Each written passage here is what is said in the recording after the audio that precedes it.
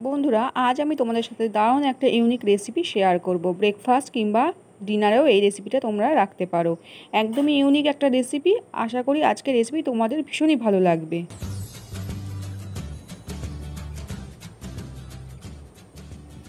নমস্কার বন্ধুরা, Piu cooking and lifestyle চ্যানেলে নতুন একটা ভিডিওতে সবাইকে জানাই অনেক অনেক স্বাগত। দেখো বন্ধুরা, এই রেসিপিটি বানানোর জন্য আমি প্রথমে সুজি নিয়ে নেব। এখানে আমি দেখো হাফ বাটি সুজি নিয়ে নিলাম। এই বাটিটার হাফ বাটি সুজি নিলাম।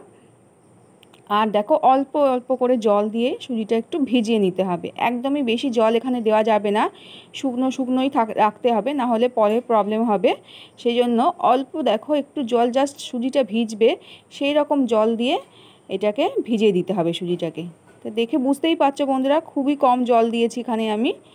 দিয়ে এবার সুজিটাকে একটু ভিজিয়ে রাখলাম। 10-15 মিনিট একটু ভিজিয়ে রাখবো। তো দেখো 10 মিনিট পর আমি ফিরে আসলাম, সুজিটা ভিজে গেছে। এবার এর মধ্যে দেখো আমি একটা আলু সেদ্ধ করে রেখেছিলাম, সেই আলু একটু গ্রেট করে দিয়ে দিচ্ছি। একটা গ্রেটার দিয়ে দেখো গ্রেট করে দিলাম, এতে করে সুন্দরভাবে আলুটা মিহি হবে। আজকে রেসিপি যদি তোমাদের ভালো লাগে বন্ধুরা, অবশ্যই একটা লাইক করে দেখো। এবার দেখো দিয়ে দিলাম পরিমাণ মতো নুন, আর দেখো দিয়ে দিলাম অল্প 1 চিমটি খাবার সোডা। তো দেখো খাবার সোডাটা দিয়ে দিলাম। এবার দিয়ে দিলাম দেখো অল্প 2 চামচ মতো তেল। তেল একদমই বেশি লাগবে না, 2 চামচ দিলেই হবে। আর বড় চামচ হলে 1 চামচ দিয়ে দেবে তেল। এবার দেখো এখানে আমি দিয়ে দিচ্ছি কর্নফ্লাওয়ার। তো দেখো প্রথমে 3 চামচ কর্নফ্লাওয়ার দিলাম, দিয়ে ভালো করে এবার মিশ্রণটাকে মেখে নিতে হবে। সমস্ত কিছু একসঙ্গে ভালো করে মেখে নিতে হবে। তো মাখতে মাখতে তোমাদের যদি মনে হয় ডোটা নরম হয়েছে, তো আরও একটু কর্নফ্লাওয়ার এর মধ্যে দিয়ে দিতে পারো। তো দেখো আমি এটা মাখছিলাম, তারপরে আমার মনে হলো কর্নফ্লাওয়ার একটু লাগবে, তো আমি আবারও 2 চামচ দিয়ে দিলাম। দিয়ে এবার সুজির মিশ্রণটা ভালো করে মেখে নিতে হবে, ঠিক যেমনভাবে আমরা রুটির জন্য আটা মাখি।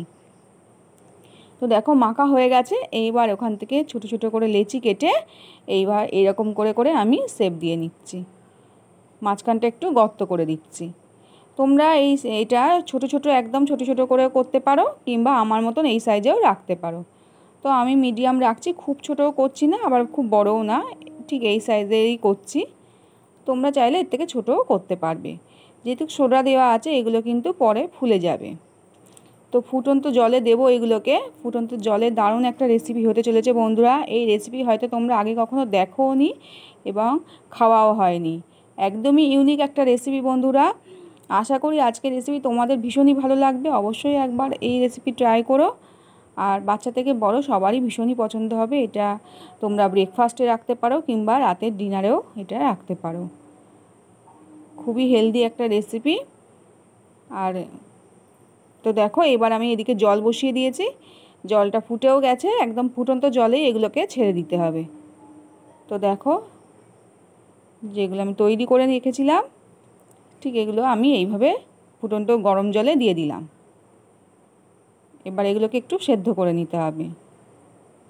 আজকের রেসিপি যদি তোমাদের ভালো লাগে বন্ধুরা, অবশ্যই একটা লাইক করে দেখো, আর কমেন্টে জানিয়ে তোমাদের কেমন লেগেছে।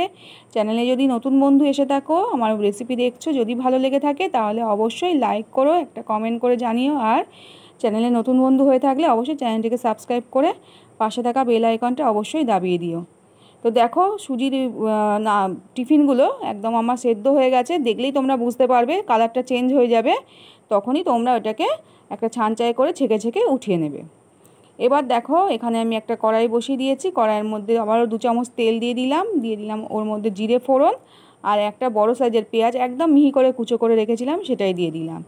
আর দিয়ে দিলাম দেখো অল্প একটু চিলি ফ্লেক্স, আর দিয়ে দিলাম পরিমাণ মতো নুন। এবার দিয়ে ভালো করে একটু পেঁয়াজটাকে নাড়াচাড়া করে নিতে হবে, একটু লাল লাল করে ভেজে নিতে হবে। তারপরে দেখো যে আমি সুজির টিফিনটা বানিয়ে রেখেছিলাম সেটাই দিয়ে দিলাম। তো একদমই একটা নতুন রেসিপি বন্ধুরা, কেমন লাগছে অবশ্যই জানিও কমেন্টে। এবার দেখো এর মধ্যে আমি দিয়ে দিচ্ছি টমেটো সস। এখানে টমেটো সস দিয়ে দিলাম। এই সস দিলে এর স্বাদ কিন্তু ভীষণই ভালো লাগবে। একটু সস দিলে বাচ্চাদেরও পছন্দ হবে, এমনকি এটা বড়োদেরও কিন্তু দারুণ লাগবে। এখানে তোমরা একটু সয়া সসও দিতে পারো। আমি এখানে আর দিলাম না সয়া সস, তবে অল্প একটু চাট মশলা এখানে আমি দিয়ে দিলাম। এই চাট মশলা দিলে এর স্বাদ কিন্তু আরও চটপটা হবে, বেশ খেতেও ভালো লাগবে। আর আজকের রেসিপি যদি তোমরা আমার ফেসবুক থেকে দেখে থাকো বন্ধুরা, অবশ্যই আমার প্রোফাইলটাকে ফলো করে দিও, একটা লাইক করতে ভুলো না কিন্তু। দেখো টিফিনটা আমার একদম রেডি হয়ে গেছে। বাচ্চার টিফিনে তোমরা এটা অনায়াসেই দিতে পারো। আর কেমন লাগলো অবশ্যই কমেন্টে জানিও কিন্তু। আজ তাহলে এখানেই বিদায় নেব। সবাই খুব ভালো থেকো, টাটা।